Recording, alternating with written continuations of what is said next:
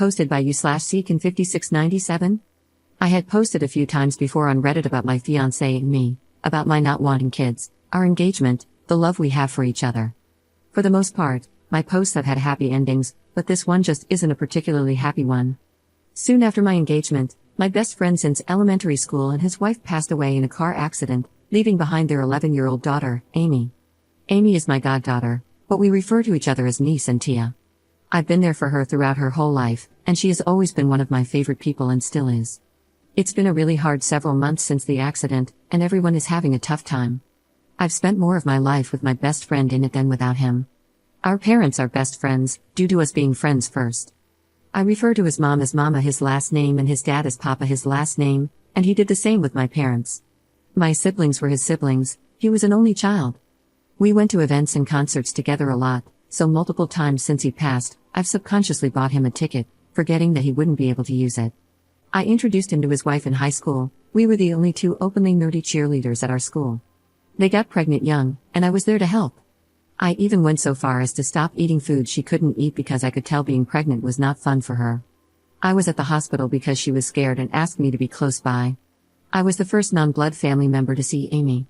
I say all this because he and his family are indeed my family. So, their passing was a huge hit for everyone, especially for Amy. The month the accident happened, Amy went to stay with her grandparents. Luckily, we all live in the same big city, so the farthest any of the family is from one another is an hour at most, and that's mainly due to traffic. The issue, though, is that her grandparents are much older, in their 70s, compared to my parents, in their 50s. While they do love her very much, they are already at the point where they themselves need help. Plus, they had just lost their only son and daughter-in-law. Amy's mom's parents are out of state, and they also didn't believe that moving her away from everyone she knows was the right thing. Her grandparents ultimately felt that Amy staying with them wasn't the best option for her, and they shared this with my parents, who then mentioned it to me. After discussing it with my fiancé and in therapy, which included me, my fiancé, and both our therapists, we came to the conclusion that we would be happy to take her in. We are financially capable, have the space, and we love her so much. Before the accident, she was realistically at our house at least 3 times a week. She is the reason I even have an art room, as it was an activity we always did together. Even at 11, she's a fantastic artist. When we approached her grandparents, they were completely on board with the idea. I do think that part of them had hoped we would take her in without them having to ask us directly, hence their comment to my parents. However, when we broached the idea to Amy, she was hesitant. It turns out that she's aware I never wanted kids and is afraid that I will hate her for having to raise her. It 100% broke my heart that she felt that way, and I tried everything to convince her that she was wrong. In the end, I told her the truth. I will never be able to replace her mom or dad, and I have no plans to. Her parents made me her godmother because they knew I would love and care for Amy the way they did. I could never hate her. My fiancé even pointed out that I was the one who suggested fostering her. But I also had to stress that this is a new situation for all of us. We are all grieving together, and we are all entering this new living arrangement together. There will be mistakes, but there will also be a lot of love. We also put her in therapy, which she was very hesitant about, but after learning that my fiancé and I are both regularly in therapy, she felt much more comfortable. My fiancé has been great through all of this and has been my absolute rock. He was also very close to my best friend. My best friend was going to be his groomsman and was the second person my fiancé asked after asking his brother to be the best man. My best friend was the type of person who would see something and say, "This looks like something so-and-so would like, so I'm going to buy it for them." Some days, I catch my fiancé staring at one of those many gifts for a long time. Or he'll say something like, "I hope they both knew how much I love them." We hold each other tighter now when we hug and kiss longer than before. When I first asked about Amy living with us, my fiancé was shocked and unsure how he felt since everything was happening so quickly, the engagement, the accident, and now the possibility of Amy moving in. So, I didn't bring it up again until he did a week later, saying, "I thought about it, and I think it would be good for all of us, but let's get our therapists together to make sure we aren't jumping the fence just because we love her." Amy moved in right after Thanksgiving. All the families came together for the holidays with her to remind her that she is never alone. She has her mom's family, out of state but they call often, her dad's family, my fiancé's family, also out of the country, except for his brother and his wife, and let's not forget all our friends and their families. There was a lot of crying, but also a lot of laughing. Her living with us is a huge adjustment, but it's nothing we can't handle. She has always been a sweet, bubbly, and loud girl, but since the accident, she has understandably become more withdrawn and quiet. However, I'm starting to see glimpses of her old self returning, albeit slowly. We had to switch her therapist a few times, but the current one is definitely helping a lot, and Amy really likes her. Her grades slipped a bit, but my fiancé has made it a point to do homework with her every day, which made her cry the first few times he did it. He asked her if she wanted him to stop, but it turns out it just reminded her of her dad, so it meant a lot to her that her Tio was so willing to help too. I was expecting some rebellion, but that hasn't happened, yet, lol. Actually, she has been doing the absolute most. She would clean up after us before we had a chance to do it ourselves or try to do things for us that seemed a little out of character. After some prodding, it turns out she was afraid we would get rid of her if she upset us or did something wrong. We have stressed that the thought of getting rid of her has never even crossed our minds. We are here for her, and unless she wants nothing to do with us, we will continue to be here for her through the good and the bad. But let me tell you, I cried so much that night, feeling terrible that she felt that way. I want her to know that our love is unconditional. And it always has been. We are also in the process of setting up a trust for her. Her parents left behind some money, and there is also money coming in from their insurance policies, all of which will go into the trust. I will be contributing to the trust as well, and my fiancé has offered to help too, even though I stress that he doesn't need to. Neither my fiancé nor I will touch this trust. When she turns 18, she will have access to the money for college if she decides to go, with a set amount available every month to live on. If she decides not to go to college, she will still have access to a set monthly amount. Side note, we would prefer she go to college and will encourage it, but her dad didn't go to college and did well as an artist, and we see that she has his talents, so we just want to be supportive of any decision she makes. When she turns 21, she will have full access to the trust to use as she wishes, but we will do our best to ensure she is responsible with it when the time comes. At the end of the day, she will be an adult, and we have to trust that she will be responsible when she has access to the money. I also want to mention that we didn't come to this decision on our own. We consulted with all 4 sets of grandparents, and we all agreed that this was the best approach, with the help of a lawyer. When Amy is a little older, we will discuss this with her, but for now, she's still so young and dealing with a lot. Some nights, I sleep with her in bed, with my fiancé sleeping on the floor by the bed, because she cries herself to sleep and feels so alone. I don't know if that feeling will go away anytime soon. I think about how I'm in my 30s, and I still can't imagine not having my parents, so I really have no idea what she's feeling. The best I can hope for is that I can help ease her pain, even just a little bit. Amy's mom was going to be my bridesmaid, and I was planning to have Amy as the flower girl, but now I'm thinking of asking Amy if she would prefer to be my bridesmaid. Amy looks so much like both her parents, and I see so much of their personalities in her. A part of me feels like having her up there with me will make me feel like her parents are there with me too. I never once imagined getting married without either of them by my side. All planning stopped the moment of the accident for that reason, and even now, typing this has me in tears because they won't actually be there. But I also realize that's a lot of pressure to put on Amy, so I don't want to tell her all of that. I do want to give her the option to be my bridesmaid if she wants, and if she doesn't want to, that's completely okay because she'll still be a part of my wedding. I'm not even going to bring this up for a while because I'm still not in the headspace to plan the wedding right now. There's no real reason why I'm posting this. I've tried a couple of times to write out what happened, but each time I either broke down or ended up deleting it. I think I just want to vent or feel better, maybe to get some validation that we're doing the right thing and not messing Amy up. One step at a time, I guess. Update 5 months later. It's been a while, and people keep reaching out to check in, which I sincerely appreciate, so an update might be warranted. It won't be exciting at all, just a reflection of where we all are right now. Side note, I'm not sure if I mentioned my fiancé's name in previous posts, but I'll refer to him as David moving forward. My best friend's name will be Leo. First, I want to thank this community for the kind words of encouragement and concern for Amy. It's heartwarming, to say the very least, to receive such support from strangers.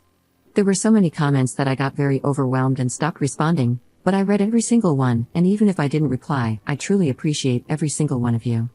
I just get really shy after a certain point, even though this is all anonymous, lol. Second, a lot of people were really focused on the trust. I commented on my previous post about it, so I'll add it here. Trust me, we're aware that 21 is still quite young mentally, haha. We consulted with all the grandparents regarding the trust, and most of them initially wanted to give her a lump sum at 18. The compromise was that the lump sum would be given at 21, with her receiving a sort of allowance from 18 to 21. We also plan to set her up with our lawyer and financial advisor when she turns 18, and, of course, my fiancé and I will always do our best to guide her. But she will be an adult at that point, so all we can do is give her the tools to help make the best decisions for herself when the time comes. We can always adjust the terms of the trust if necessary, but that's something we'll decide as a family. Right now, we're happy with where we landed. Now onto the update. David is my husband now. One night, we were talking and realized we didn't feel comfortable having the wedding this year, but we also didn't want to wait to be married. Life is short. So we went to the courthouse with Amy and made it official. We'll have the wedding next year to make it official, lol. We're all still in therapy, both individual and family, and we've joined a support group for children who have lost parents, which Amy seems to be doing really well in. Amy is now 12. It was her first birthday without her parents, so I wish I could say it was an extremely happy occasion. This year has been full of firsts without them, and we'll continue to face many more. But she insists that despite crying a lot that day, understandably, she couldn't have planned the date better herself. So, a bittersweet success. Special mention, Amy has a best friend of 5 or 6 years, Monica, whom I've known since she was 7. Monica is lovely. She's a bit sarcastic, which I find hilarious, and she has such a kind soul. According to Amy, she tried to distance herself from Monica because she felt like she was too sad to be around and didn't want to be a burden. But Monica took the bus over to our house and basically told Amy to knock it off, saying that she, Monica, decides when Amy is too much, which will apparently never happen because Amy is her favorite person. I've always been Team Monica, but that day solidified the fact that I would ride at dawn for her. We ended up getting Amy 2 rabbits. Why rabbits, you ask? Well, her parents' nickname for her was Bunny, and since we were already planning on getting some kind of animal companion, we thought bunnies would be perfect. Plus, our state has an overwhelming number of rabbits, and most get euthanized due to overpopulation, so they need all the love they can get. Why 2, you ask? Because bunnies are social creatures and are happiest when raised with another rabbit. Amy is absolutely obsessed with paint and chalk, haha. After showing her the ropes and letting her do her own research, she has completely taken over all their care, despite us offering to help several times. She even has a space in the fridge labeled buns for the fresh greens she cuts up every morning to feed them. She decorated an area in her room for them since they'll sleep there at night, but they're allowed to roam around the house during the day, after we spend a full day bunny proofing. Amy's been very happy with the rabbits. Paint even sleeps on the bed with her now, while Chuck only sometimes joins. This has also meant that we no longer sleep in her room with her, and only a handful of times has she crawled into bed with us, like on Mother's Day and Father's Day.